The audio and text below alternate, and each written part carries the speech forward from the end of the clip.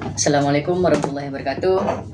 Pada video kali ini kami dari Pemuda Peduli Lingkungan akan mencoba membuat tempat cuci tangan pengganti wastafel. Nah, dalam hal ini bahan-bahannya kebetulan kami di sini menyediakan satu buah toples dan yang kedua satu keran air.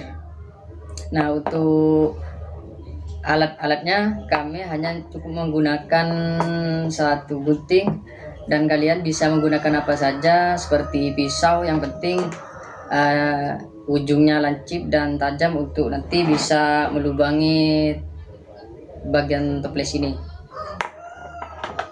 Nah, langsung saja cara membuatnya.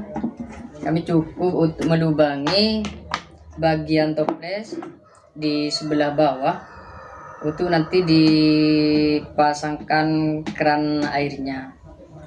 Jadi kita lubangi di sebelah sini, di sebelah bawah, dan lubangnya nanti jangan terlalu besar, usahakan pas dengan ukuran keran airnya seperti ini. Tinggal kita masukkan. Kalau sudah selesai, ini kayaknya kurang.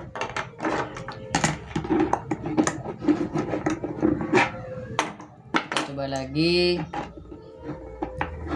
usahakan ininya pas biar nanti air tidak menetes meskipun ada kancing di belakang, tapi alangkah baiknya kita paskan saja lubangnya.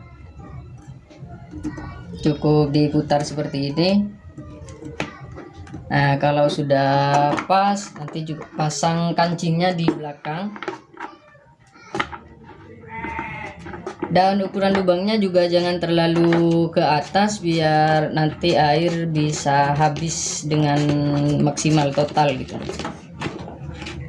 Cukup seperti ini. Usahakan ini kancingnya rapat sekali biar air juga tidak menetes.